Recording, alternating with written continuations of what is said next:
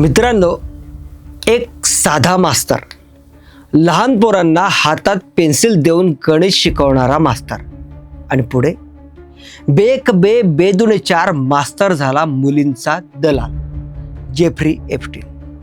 1998चं साल होतं. अमेरिकेत एक माणूस होता, नाव जेफ्री एप्स्टीन.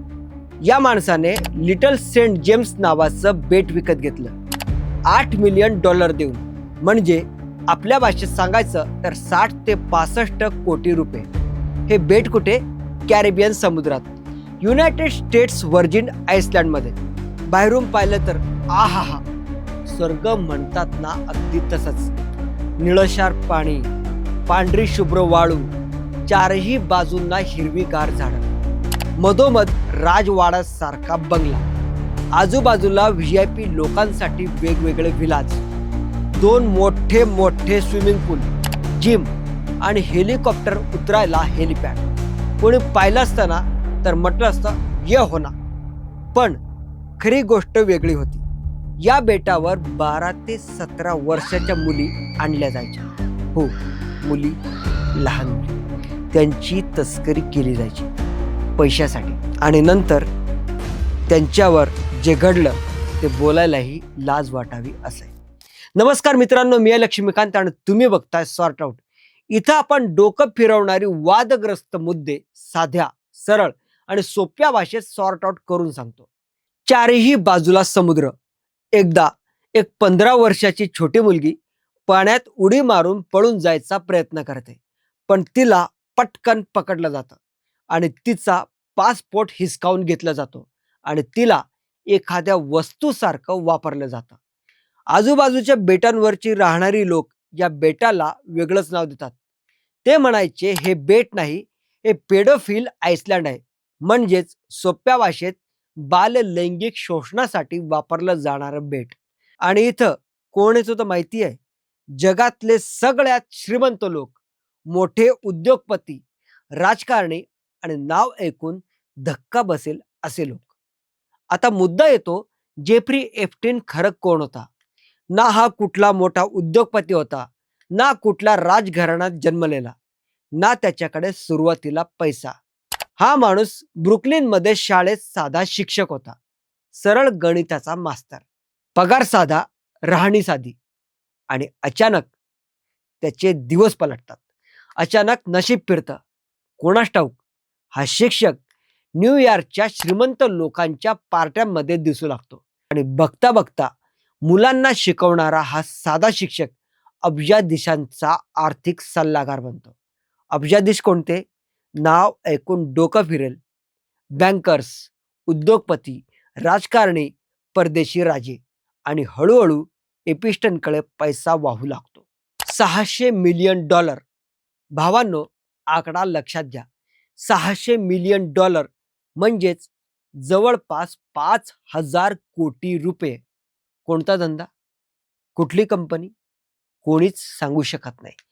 आजही अमेरिकेत लोक विचारतात, साला या एप्स्टीन पैसा कैसा कमाता है बे? उत्तर आजपर्यंत कोणालाही पूर्ण माहिती नाही. आता खरी गंमत. एप्स्टीन एकटा नव्हता. त्याचा मित्रपरिवार म्हणजे बिल क्लिंटन, अमेरिकेचा माजी प्रेसिडेंट, डोनाल्ड ट्रम्प म्हणजे ट्रम्प तात्या, यहुदी बराक, इस्रायलचा माजी पंतप्रधान. हे सगळे एप्स्टीनच्या घरी ये जा करायचे. कशासाठी? पार्ट्या, दारू, मुली आणि नंगानाच. एप्स्टीनचं स्वतःचं खाजगी विमान होतं. लोक त्याला लोलिता एक्सप्रेस म्हणायचे. कारण काय?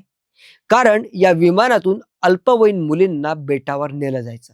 प्रिन्स अँड्रू, ब्रिटनचा राजपुत्र, आपला भारताचा चोरून नेलेला कोहिनूर, क्राऊनमध्ये खुपसून मिरवणारी क्वीन एलिझाबेथ बाईचं हे वाया गेलेलं पोरग. हा माणूस सुद्धा एप्स्टीनच्या बेटावर गेला. नंतर एका मुलीने थेट आरोप केला, प्रिन्स अँड्रूने माझ्यावर अत्याचार केला.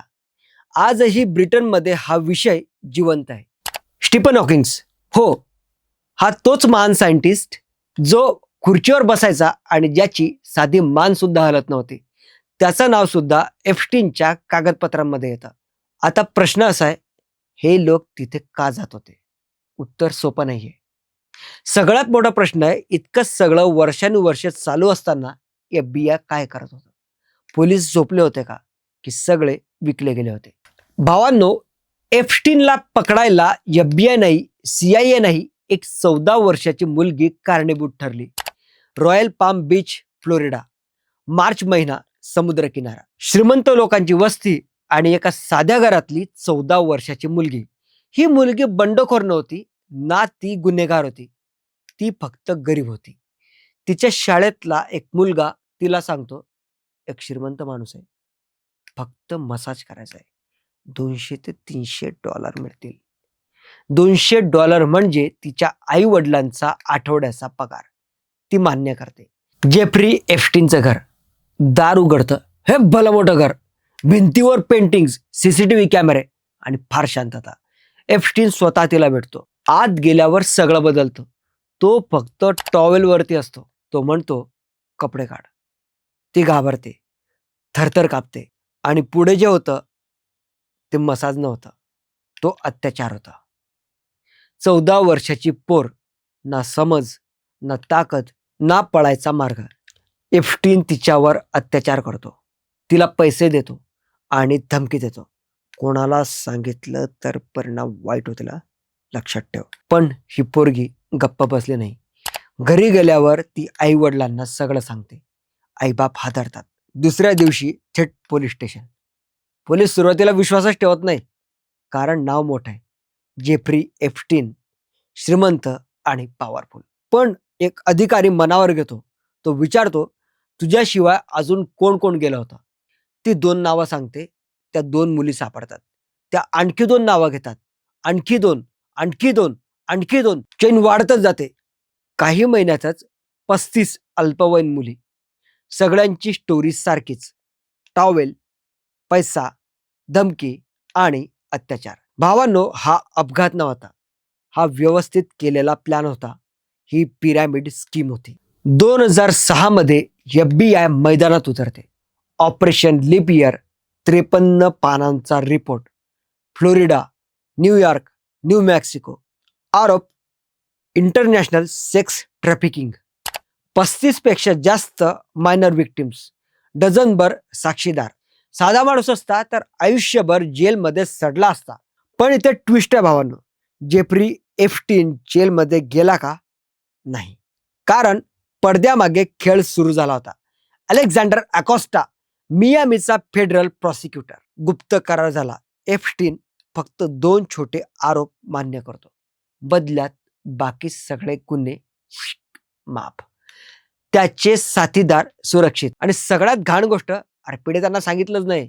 शिक्षा फक्त 18 महिने, तेही लक्झरी जेलमध्ये. 2009 मध्ये तो बाहेर आला. पुन्हा तोच थाट, खाजगी जेट, पार्ट्या, मुली आणि तोच नंगनाच. लोक म्हणायचे, या एप्स्टीनला काहीच का होत नाही. पण एक बाई गप्प बसली नाही. जुली के ब्राउन, मियामी हेराल्ड. 2018 मध्ये रिपोर्ट येतो, परवर्जन ऑफ जस्टिस. 2019 मध्ये न्यूयॉर्कमध्ये पुन्हा अटक. यावेळी direct sex trafficking charges. 10 August 2019 Jeffrey Epstein जेलमध्ये डेड सापडतो. सरकार म्हणतं याने आत्महत्या केली आहे. पण प्रश्न हजार आहेत. एप्स्टीन मेलाय, पण त्याची फाईल अजूनही जिवंत आहे. अजून 10 लाख कागदपत्र वाचायची बाकी आहेत. एप्स्टीन फाईल म्हणजे कॉन्स्पिरसी नाही, गॉसिप नाही, यूट्यूब ड्रामा नाही. ती आहे न्यायालयात पडलेली बंद फाईल, शपथपत्रांवर आधारित आणि अजूनही पूर्ण न वाचलेली फाईल. मित्रांनो, तुम्हाला आजचा व्हिडिओ आवडला असेल तर न विसरता या चॅनलला सबस्क्राईब करा.